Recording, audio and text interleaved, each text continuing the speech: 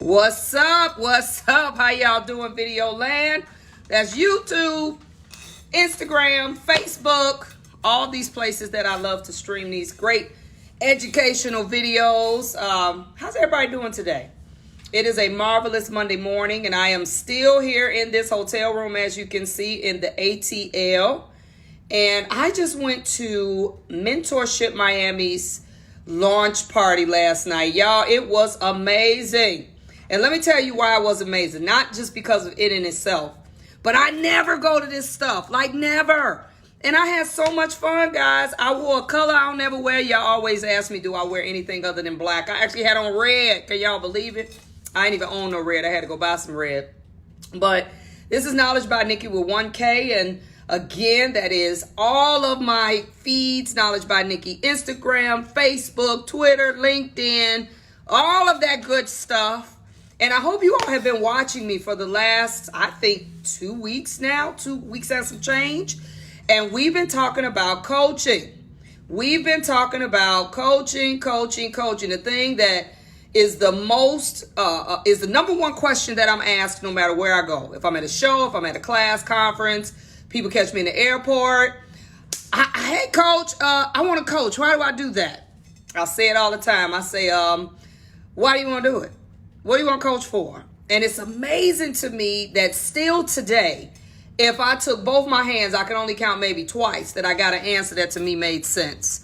Coaching is not just something you wake up and do, guys. It's just not. It is something I strongly believe that you are called to do. I don't believe you just wake up and say, you know what? I think I want to coach people. I think I want to help people navigate through their lives and help them get to their best self. And I just don't think that's something you wake up and do. I think that's something that it starts even when you're young. You find yourself being in a position on, as my ex-laws, I call them, my ex-mother-in-law used to always tell me, she used to always say, you just love strays, don't you? You love to pick up strays and just save the world. And you want to save everybody that's a stray, that don't nobody like them and don't nobody want to fool with them. That's the people you latch on to. Even when I was young, guys, even when I was a little girl, I was the one, if somebody was bullied, I took them under my wing. I'm going to protect them.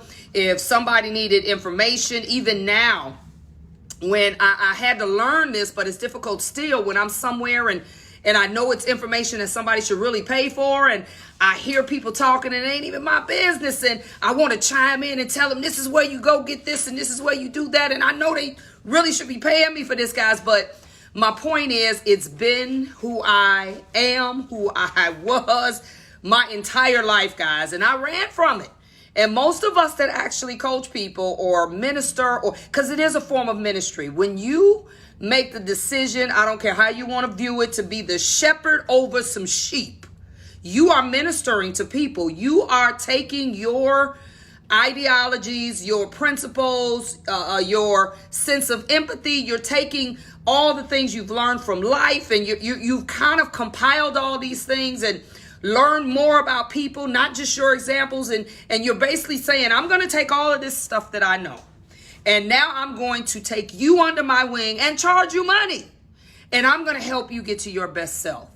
That is a really, really serious responsibility and task, y'all. And I just don't think some of y'all really fully understand it. So I think when you ask me, how do I coach, or how do I get to be a coach? And the first thing I'll say is, why do you want to do it? And you all come up with answers like, oh, because people are always asking me what to do, and they're always asking me where to go. And well, then just be a concierge then. Just be a concierge for a hotel. Ain't that what they asked them to? But when you talk about coaching, guys, I cannot express it enough, because it's always asked. People always ask me. And so let me break down, though. For those of you all that have already expressed that you want to do this, you maybe decided to get a coach, and I would suggest that. I would suggest that if you want to be a coach, you need to be on the other side. You need to get a coach so that you can understand what it means to be coached. You know, if you think back all the way to, what's the movie, Drumline? What did he tell him? I think it was Drumline. Or I don't know. I look at so many movies, maybe it wasn't Drumline. But in order to be a good leader, you also have to know how to follow.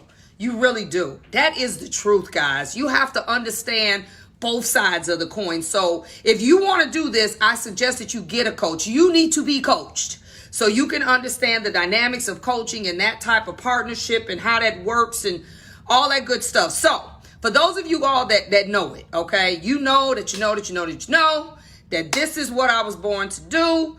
Coaching and mentoring are different. I'm going to go into that before the month is out too. I'm going to talk about coaching all up until January.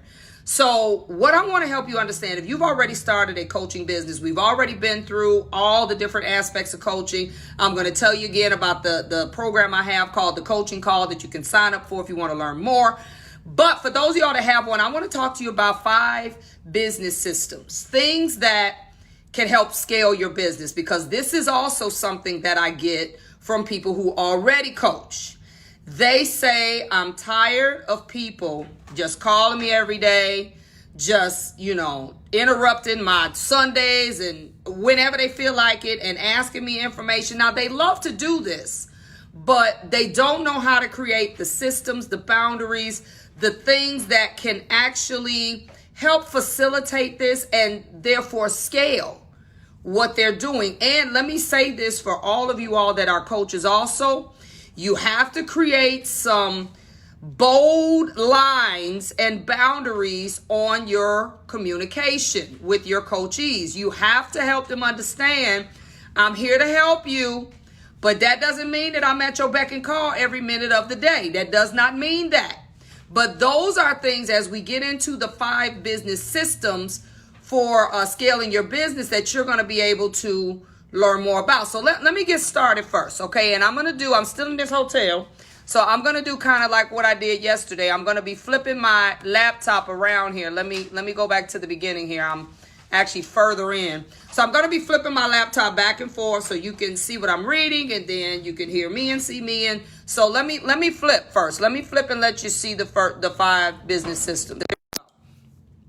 So the first one is, let's talk about the financial systems. Now, that may be a little small, but I'm going to get to them individually so you'll be able to see them bigger.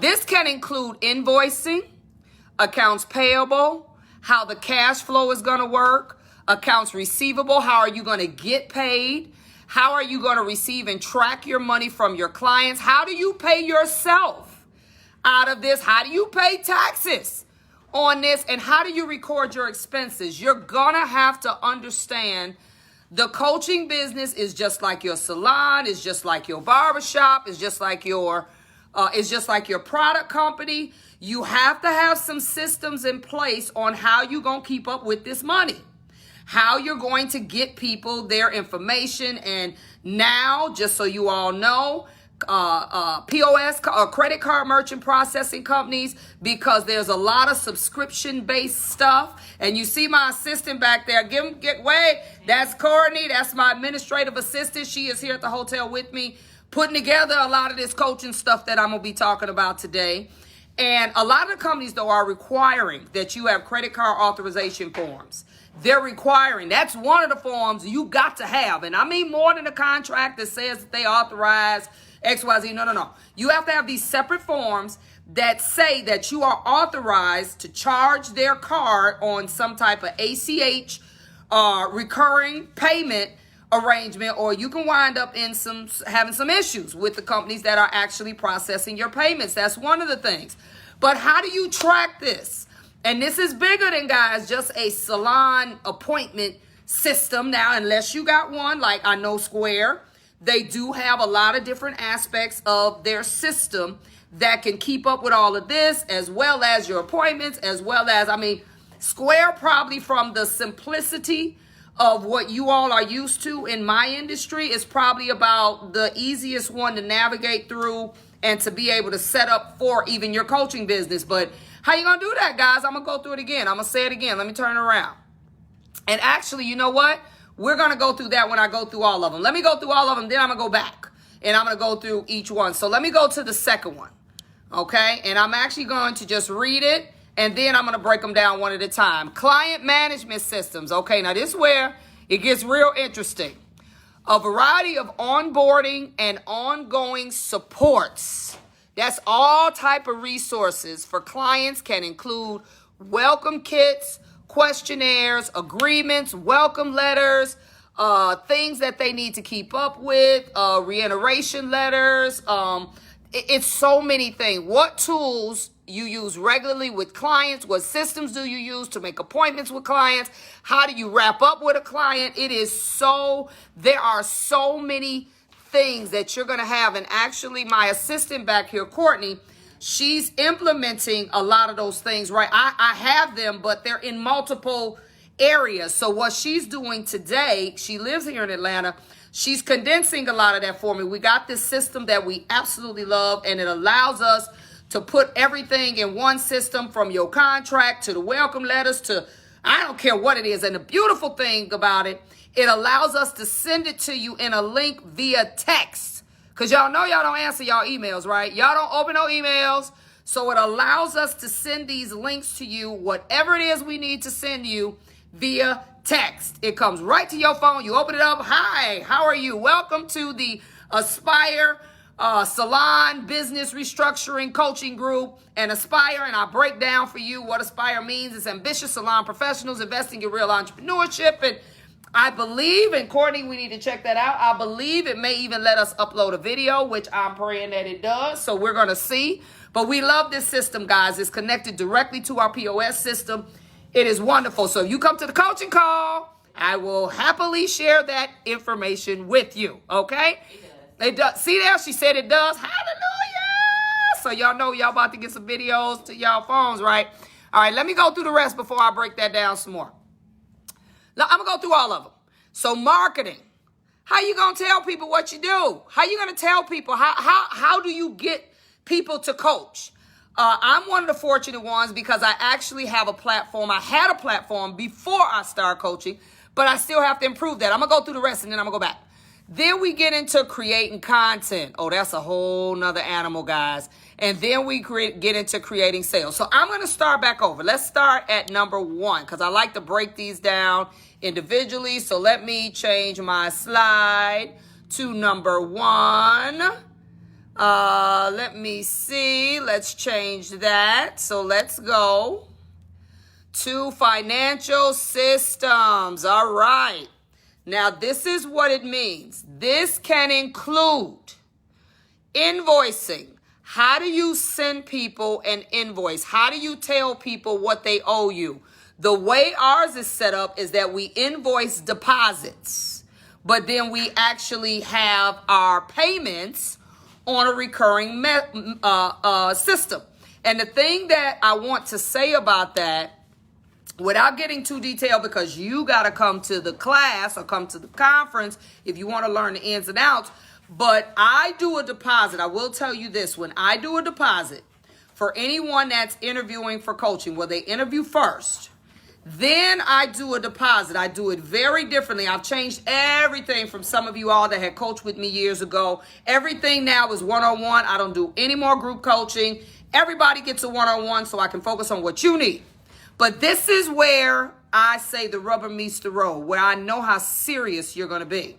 I invoice you through the site that I was just kind of explaining to you. I invoice you the deposit. In that invoice, it is a certain amount of money that you have to pay for me to even start you off in what we call a trial period. There is a 30-day trial period. In that trial period, you will be given 4, or is it 3 or 4 assignments? I think it's 4. 4 assignments. If those assignments are not finished in 30 days, you will lose 50% of your deposit and we will not go forward. And I started doing that because I got tired. I'm not in it to just take your money. I got tired of people in an emotional high because something happened and they stressed out and they need help. And now they're like, oh God, I need a coach. I need a coach. I need a coach. But then when we start, they're not serious anymore. That dopamine and wore off and you are on back what you've been doing. And it's a waste of my time. So I do this to know who is real and who's not. If those assignments are not back to me and there's a date, if they are not back to me within 30 days, I already know you ain't going to do nothing else. So it ain't no need of us even going no further. So have your deposit I keep for my time. And then the rest, you basically just, hey, you just threw in the wind and we're done. Now, that's what invoicing can be for. Then we go into, let me go to the rest. Here we go. Then we go into accounts payable. That means you have to have this put in some type of accounting system, just like the servicing for your hair or the servicing or the retail, the products that are paid for from your retail shelf or your company or whatever it is. It has to go into accounts payable as payments or things that were paid to your company. So cash flow is so important. You have to understand cash flow. And did you bring that book back by chance, Courtney? Money Matters book? I want to show you all something. This is in my Money Matters group. And I actually have a book that teaches that. I'm going to show you all something real quick. It's actually on my computer too. But your cash flow, I want to show you all something. I am a very big fan of understanding your cash flow. So you all see this book here? Actually, I'll show it to you this way. You see that?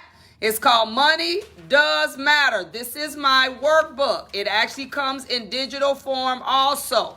But there is a chapter in here. Let me see. I want to say it is chapter, where is it here? Chapter 8. How this chapter works. I think it's chapter 8. Hold on.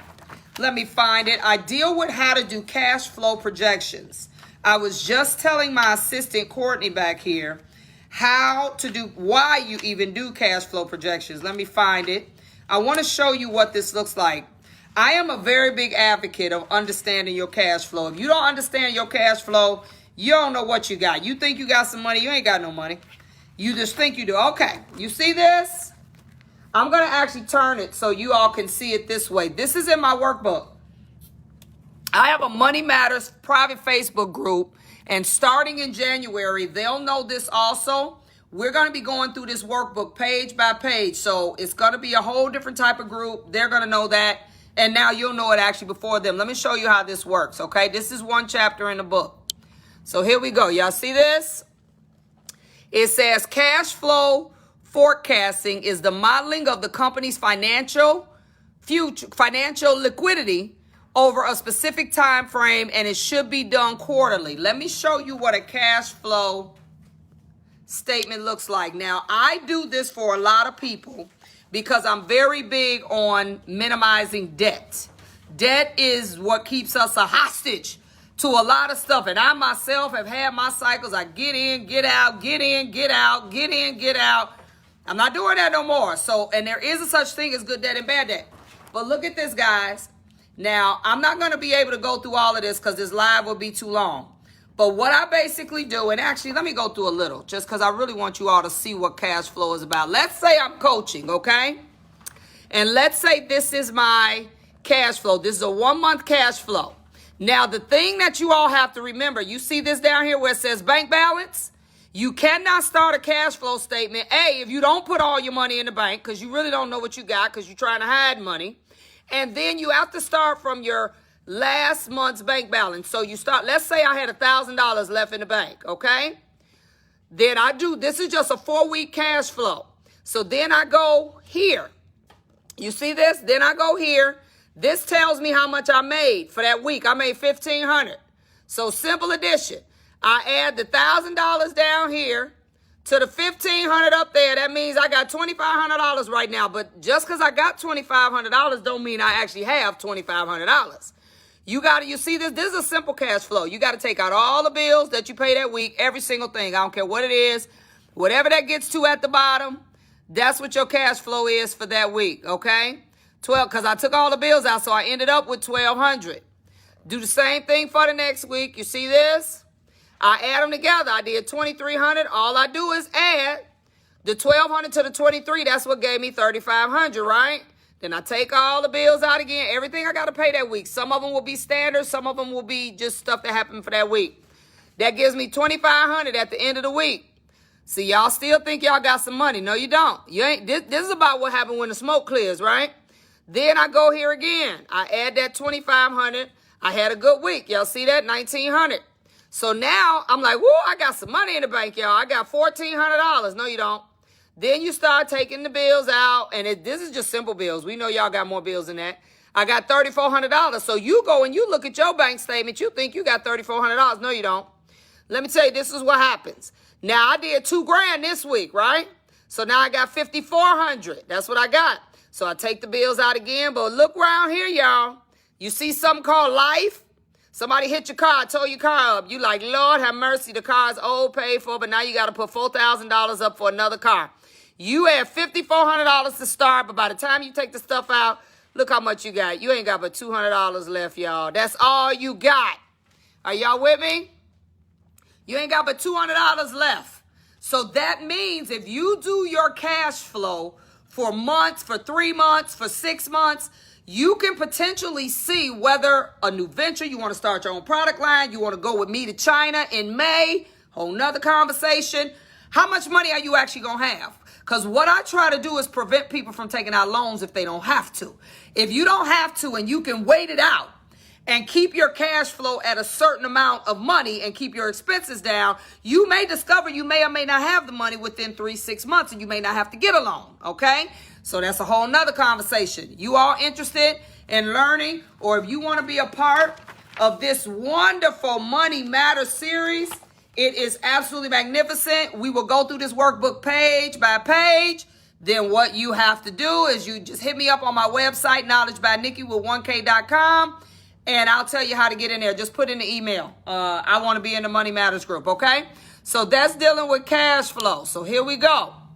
So then we talk about accounts receivable. We talked about that. How do you receive and track your money from your clients? You may want to do something like have a whole different system that literally will be able to tell you just what your coaching is. And I would kind of challenge you all to maybe, it depends on how you process. I know me and my accountant, we have this kind of debate on whether we should put all the stuff in the same system or whether we should separate it. I'm one that I actually like to have things separated so I can see what revenue streams are doing what. It's just a preference of mine. He like, nigga, that's too much work. Just put it all together and woo, woo, woo. I'm like, no. So I do things a little different. I may have a system where it'll have almost like if you think in terms you go to a store, they got multiple salespeople, they'll have their own sales number. I like to categorize things like that. So I know that coaching did this and products did this and servicing did this and the salon did this. I like to see where money is working and where it isn't working. Because if I see something ain't working too long, guess what's about to happen? If I can't fix it, it's about to get axed, okay? So that's why I like to see that, all right? So then let's keep going. How do you track your expenses and how do you pay yourself? If you are the coach, how do you make money off of what you do? How do you justify, okay, it's like doing hair. I know when I do hair, I got to take the products out. That's called the cost of goods, okay, COGS. That's what it is, cost of goods for servicing. In the retail world, it's called cost of goods and sales. So I know I get the money, I charge them $100. I got to take out the shampoo, the conditioner, the edge control, the relaxer, the color, the this, that, and the other. I got to take all that out. And then whatever's left, I got to pay bills. And then my net profit is actually whatever's left out of that, right? How do you figure that out when it comes to coaching? I'll teach you how to do that if you come to the seminar. How do you figure that out? Because it's all coming from here. It's what's in your brain. It's not actually just in a product. It's from what you've learned. It's the time. You have to figure out how to monetize your time. I have someone like Courtney who I have to pay. I have other people that I have to pay. How do I do the math with all of that? Pay myself and then say, okay, coaching generated X amount of dollars. How do I figure that out? Got to come to the seminar. But these are things you got to figure out, guys. And you really should already be in the field of this when it comes to even your regular business, okay? So let's go to the next slide, guys, because I can make this live like 2 hours, okay? So let me go to the next slide. Talks about client management. All right, client management systems. This is number 2. There's a variety of onboarding and ongoing supports for your clients, guys. And I mean, this is a chore. It is to keep up with all of this. So welcome to my coaching group. Questionnaires, seeing how they're doing, haven't heard from you in a while. Your contracts, your agreements got to be ironclad, whether they could cancel, whether they can't cancel, welcome letters. I mean, it is a host of things you are going to have to keep up with these clients, to keep them engaged, and it is a full-time job, okay? So when you talking about you want to coach and you still doing 17 hours behind that chair, okay, I want to see you do that successfully, okay? Let's go to the next one, guys. Marketing. You see this? Marketing. How you gonna tell people you do this? See, I did things, most people would say maybe backwards, but I think I did them the right way. I have missed no steps. When I say I have missed no steps, I have not missed any steps. I started off shampoo girl for companies. Then I worked behind the scenes. Then I worked in front of the scenes. Then I went from assisting the people that was training. Then I've been on the company end. I've been on my own end. I've been in R&D. I've been on the platform stage. I've been in the classroom. I have been everywhere. In salon clinics. I have not missed anything. I've been manager. I've been supervisor. I've been educational director. I have really kind of been able to build what I do before I coached. So it gave me a brand, it gave me connections, it gave me relationships, and it gave me a platform to now tell people, because they watched my progression, okay, now I want to help you figure out how to do all this. So I actually believe I did it the right way. I did it the way that actually gave me a good foot in to this coaching thing that I did not want to do. But I knew God was calling me to do it, so I finally accepted the call, and this is what we do. So let's look at that some more. All right, so how am I going to, obviously social media. This is what I'm doing now, and that's a lot of what you have to do. I'm also getting ready to set up for a podcast. I'm getting ready. Blogging, I'm going to be honest with you all, I still have not fully understood blogging. Y'all going to have to help me with that. But a podcast, I'm also in talks about doing a Facebook Watch show. So however you get your information to people, you have to be consistent, which is difficult because it's like a job. When you talk about I got to do this every day, every other day, and whatever it is, but then you have to come up with other things that, like, I have sites that will let me pre-record and push it through live. Y'all think I'm actually standing there and I'm somewhere else. And so it becomes this constant investing of knowing how to keep all of this up, okay? But this is the marketing aspect. This is the marketing piece. Getting out at shows, getting out at anywhere that you can basically have your face present and be able to connect with people. This is necessary if you want to market and really build your coaching business. Having small conferences, things where you can invite other people that do what you do. This is a constant thing, and it never stops. And the more you coach, the bigger it gets. Now you just raise the bar for yourself. So this is what happens over and over and over. And I will tell you all, it is the most fulfilling thing you could ever do. But good Lord, when I say it is a job, it is a real job, okay? I have nothing but the utmost respect for the Lisa Nichols, for the John Maxwells, for the Tony Robbins. They have a Mary Morrissey's.